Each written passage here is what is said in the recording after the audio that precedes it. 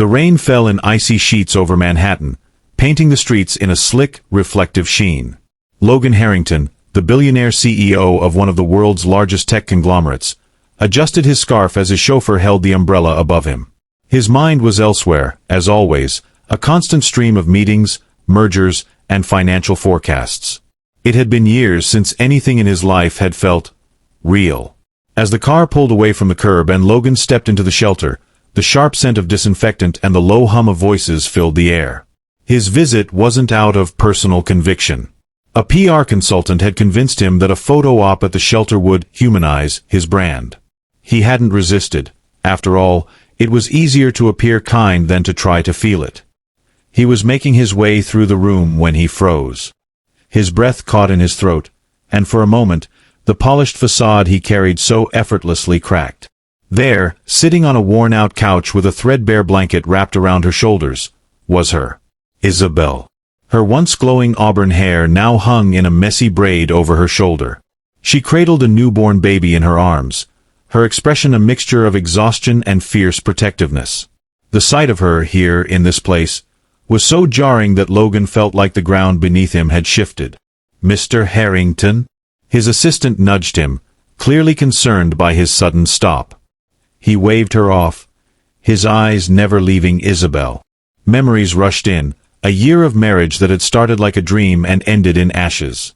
He'd convinced himself he'd moved on, that she was a chapter closed and forgotten.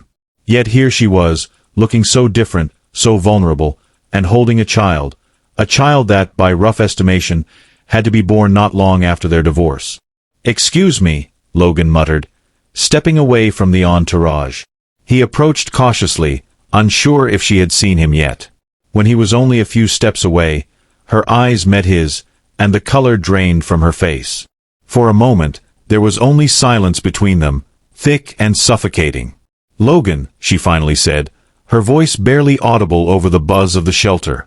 There was no anger or bitterness in her tone, just an edge of weariness that cut him deeper than any accusation could have.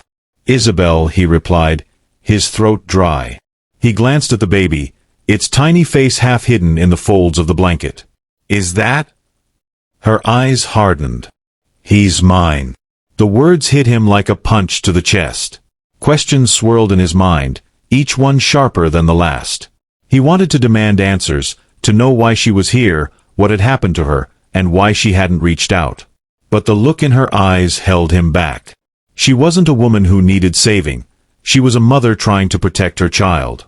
"I didn't expect to see you here," she said, shifting slightly to shield the baby from the chill that crept in through the drafty room. "I could say the same," Logan replied, struggling to keep his voice steady. What happened?"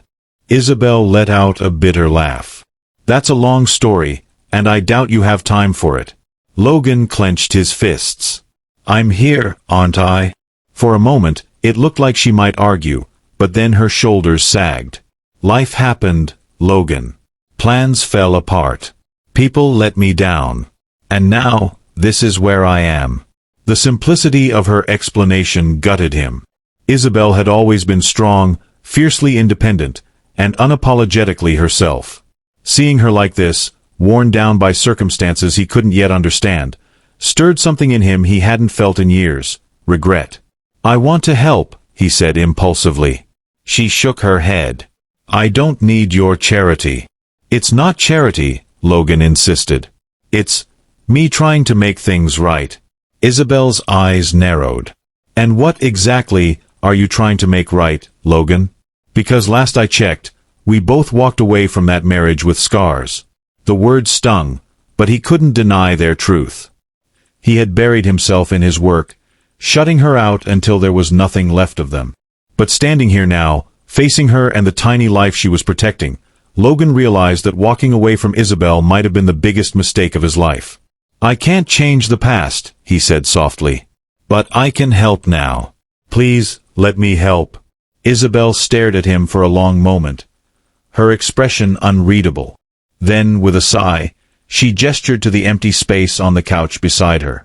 "If you're serious about helping, start by sitting down. But be ready, Logan. This isn't going to be the kind of story you're used to." Logan hesitated for only a moment before taking a seat. The world of billion-dollar deals and corporate power plays felt a million miles away as he prepared to hear the truth about what had brought Isabel, and her child, to this place. And as she began to speak, Logan realized that this encounter wasn't just a chance to help her. It was an opportunity to confront his own mistakes and rediscover what truly mattered. Isabel's fingers traced slow circles on the baby's back as she began, her voice steady but distant, as though she were recounting someone else's life. "After the divorce, I thought I could start over," she said, her gaze fixed somewhere beyond Logan.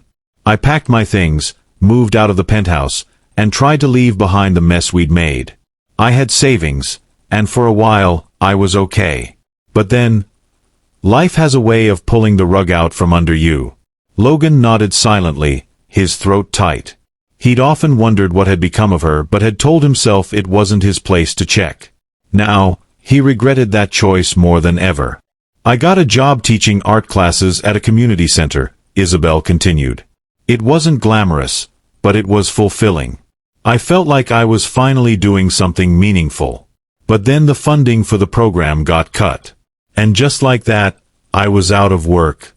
Logan frowned. "Why didn't you reach out to me? I could've." "No," she cut him off, her tone firm. "I wasn't going to run back to you. I needed to prove to myself that I could make it on my own." He swallowed hard, guilt gnawing at him. Isabel had always been proud, but he wondered now if her pride had cost her too much. "I took odd jobs, waitressing, temp work, anything to keep a roof over my head.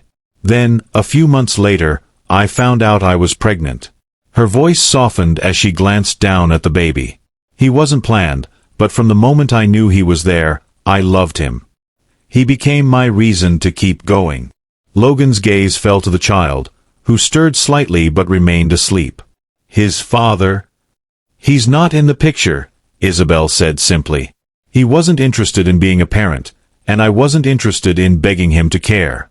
So, it's just been me and Noah." Her lips curved into a small, sad smile. "And I don't regret a single moment of it." Logan felt a pang of admiration mixed with sorrow. Isabel had faced unimaginable challenges, yet she had endured them with a strength he wasn't sure he could have mustered. "What brought you here?" he asked gently, gesturing to the shelter around them. "A series of bad breaks," Isabel admitted. "I couldn't work as much once Noah was born, and childcare was out of reach. I fell behind on rent, and eventually, I had to leave the apartment. This place, it's not ideal, but it's warm, and they've been kind to us." Logan's chest tightened. The image of Isabel, once so vibrant and full of life, reduced to seeking refuge in a homeless shelter was almost unbearable. "Why didn't you tell me?" he asked, his voice thick with emotion. "I would have done anything to help." Her eyes met his, and for the first time, he saw the raw vulnerability she'd been holding back. "Because I didn't think you'd care, Logan. We left each other broken, and I didn't see a reason to believe you'd want to pick up the pieces." Her words were a knife to his heart, but he couldn't deny their truth. He had buried himself in work after their divorce, shutting out the world and pretending that his emotions were something he could ignore. But seeing her now, he realized how deeply he had failed, not just her, but himself.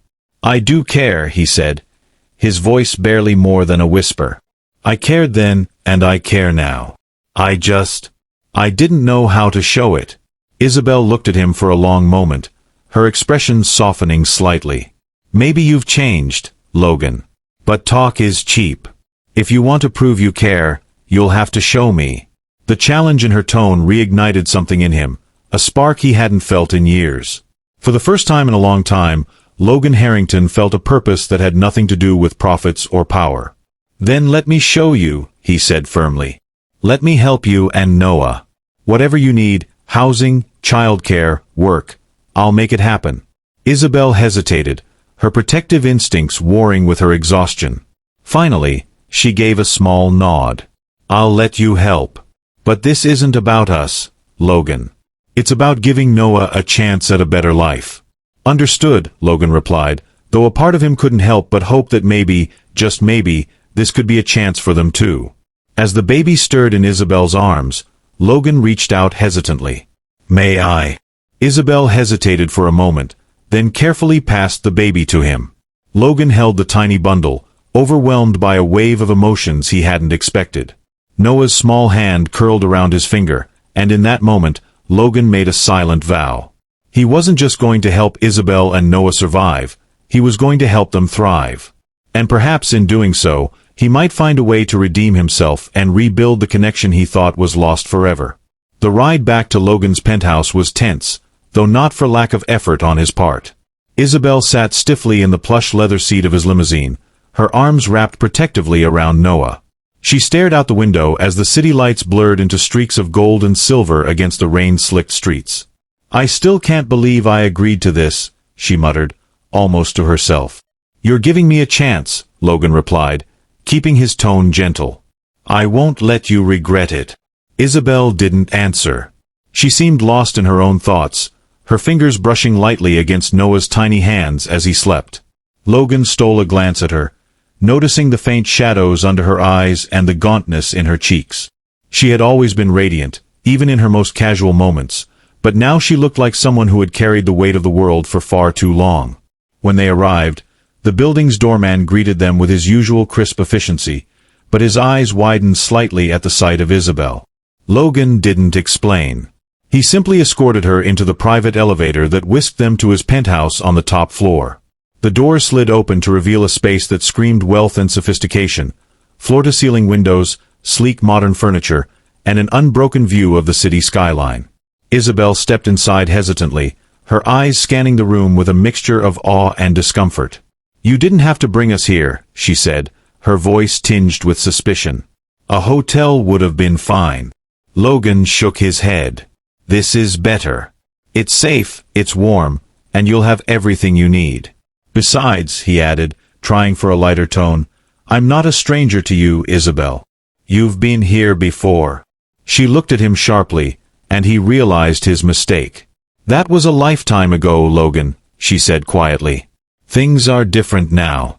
He nodded, chastened. "You're right. But that doesn't mean I can't make this a place where you feel comfortable again." Isabel didn't respond, but she allowed him to show her to one of the guest rooms. It was spacious and tastefully decorated, with a crib already set up in the corner, one of the many details Logan had arranged during the car ride. "You planned this," she said, narrowing her eyes at him. "I prepared," he corrected. "I wanted you to know I'm serious about helping." Isabel sighed and set Noah down in the crib, tucking the blanket around him. For a moment, she stood there, watching her son with a softness that Logan hadn't seen in years. It was the same expression she used to have when she looked at him, back when things were simpler, before ambition and pride had driven a wedge between them. "Thank you," she said finally, her voice barely above a whisper. "You don't have to thank me," Logan replied. "This is the least I can do." She turned to him, her expression unreadable. "I hope you mean that. Because if you don't, Logan, if this is just another PR stunt or some attempt to ease your conscience, I'll walk out of here and never look back." Her words stung, but Logan knew she was right to be cautious. He had failed her before, and it would take more than promises to regain her trust.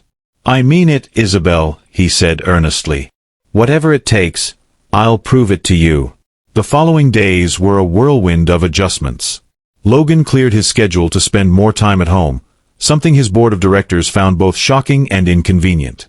But he didn't care. For the first time in years, he felt like his work wasn't the most important thing in his life. He hired a private doctor to check on Noah and Isabel, ensuring they were both healthy. He brought in a nanny to help with the baby, though Isabel insisted on handling most of the care herself. And he began to rediscover parts of himself he thought he'd lost, the ability to listen, to empathize, and to care without an ulterior motive. One evening, as they sat in the penthouse living room, Isabel surprised him by asking a question that had been lingering between them. "Why are you doing this, Logan?" she asked, her tone free of accusation but full of curiosity. "Why now?"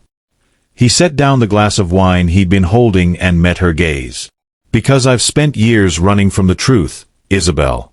I told myself I didn't need anyone, that I could build this empire and that it would be enough. But it wasn't." She arched an eyebrow. "And you think helping me is going to fix that?" "No," he admitted. "But it's a start. You didn't deserve what happened to you. I don't know if I can make up for the past, but I want to try. Isabel studied him for a long moment, then leaned back in her chair. You're different, Logan. I don't know if it's for real yet, but you're different.